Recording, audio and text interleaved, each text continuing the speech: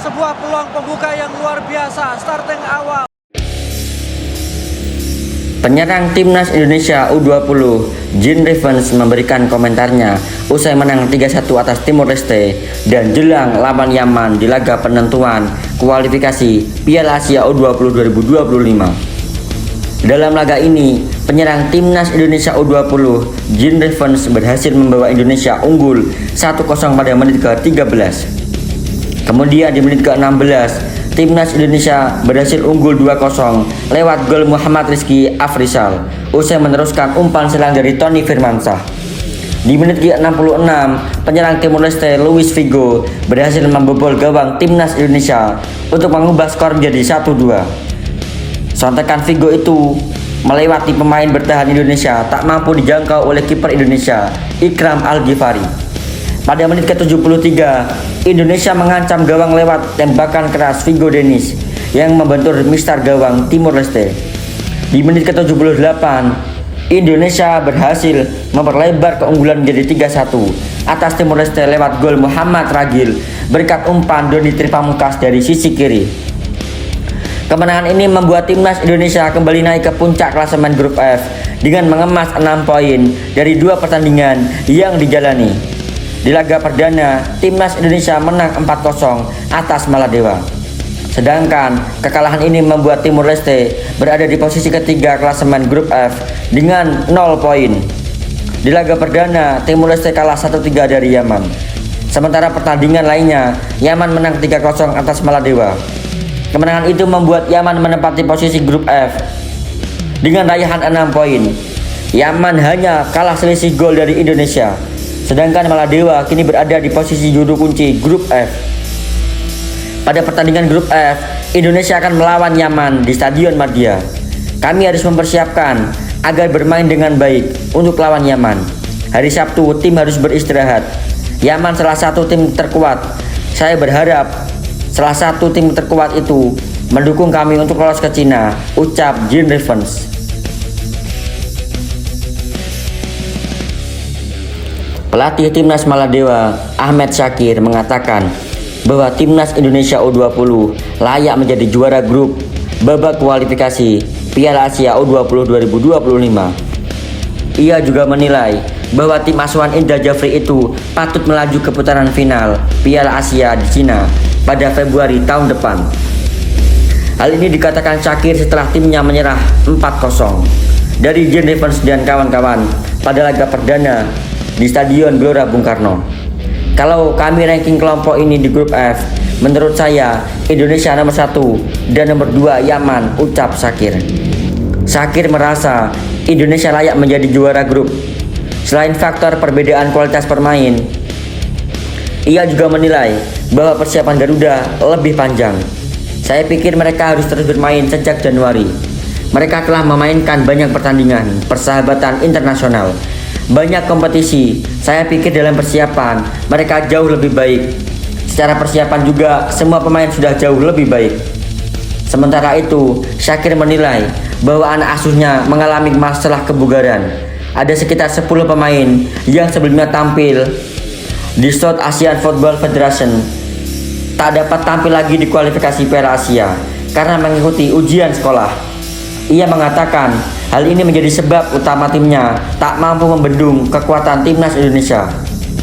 Di babak kedua setelah babak pertama berhasil menahan imbang 0-0. Adapun timnas Indonesia, Indra Jafri menilai timnya masih memiliki permasalahan akhir. Musababnya, skuad Garuda gagal memanfaatkan peluang di babak pertama menjadi gol. Menurut Indra, hal itu karena ada permainan anak asuhnya di sepertiga lapangan selalu buntu. Ia juga menyebut faktor Maladewa yang bermain dengan pertahanan sangat dalam menjadi penyebab selanjutnya mengapa anak asuhnya tak bisa mencetak gol. Bukan pertandingan babak pertama kita bermain jelek, enggak. Tapi sepertiga lapangan depan kita selalu mentok dengan Maldives yang bermain sangat deep defending, ucap Indra Jafri. Pelatih tim nasional Indonesia, Sintayong, sadar masih banyak pro kontra terkait program naturalisasi yang tengah dijalankan PSSI. Menanggapi hal itu, Sintayong pun hanya meminta untuk stop ribut-ribut karena saat ini lebih baik semuanya kekuatan fokus untuk membantu Garuda lolos ke Piala Dunia 2026.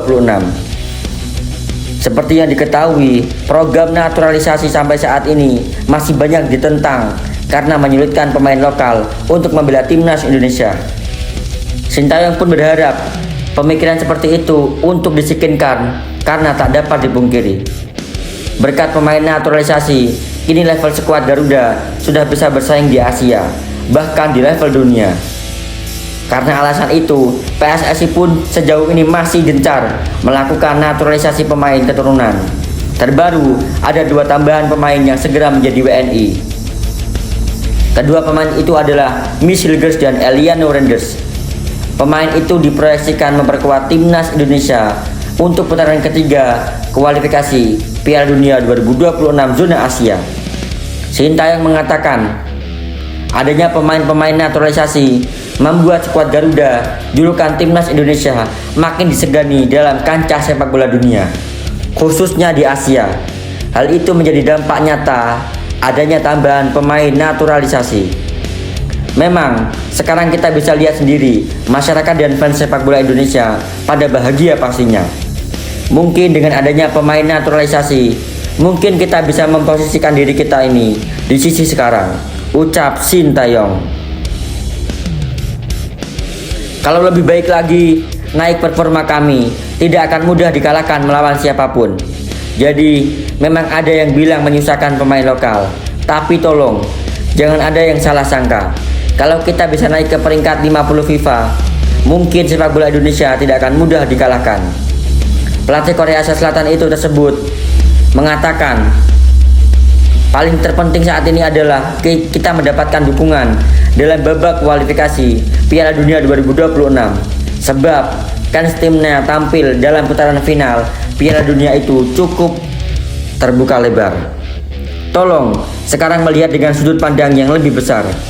Kalau kita bisa lolos ke Piala Dunia dan sepak bola kita semakin besar, semuanya akan mengapresiasi kepada Ketua Umum PSSI Erick Thohir. Saat ini, timnas Indonesia berada di posisi keempat klasemen grup C putaran ketiga kualifikasi Piala Dunia 2026 dengan 2 poin. Poin itu hasil 2 kali seri dalam 2 laga yang diamankan saat melawan Arab Saudi dan Australia. Kiper skuad Garuda, Martin Paes, ikut memperkenalkan Indonesia kepada teman-temannya di Amerika Serikat. Martin Paes memang sudah menjadi WNI sejak April lalu. Namun, ia baru bisa membela timnas Indonesia belum lama ini. Kiper FC Dallas itu tersebut debut ketika timnas Indonesia melawan Arab Saudi. Penjaga gawang itu berhasil menepis penalti dan melakukan beberapa penyelamatan, hingga skuad Garuda berhasil menahan imbang Arab Saudi 1-1. Performa apiknya kembali berlanjut di laga timnas Indonesia versus Australia. Akibatnya, pemain lawan sampai frustasi karena gagal mencetak gol. Walaupun belum lama menyandang sebagai orang Indonesia, Martin Paes menunjukkan betapa nasionalis dirinya. Paes dengan bangga mengenalkan Indonesia ke teman-temannya di Amerika Serikat. Sebab ia memang sedang ditinggal di Paman Sam karena berkarir bareng FC Dallas. Di unggahan Instagramnya terbaru, Martin Paes memposting video yang menunjukkan dirinya sedang berada di restoran Indonesia yang ada di Dallas, Texas. Martin Paes melakukan promosi dengan memperkenalkan Indonesia ke teman-temannya lewat makanan.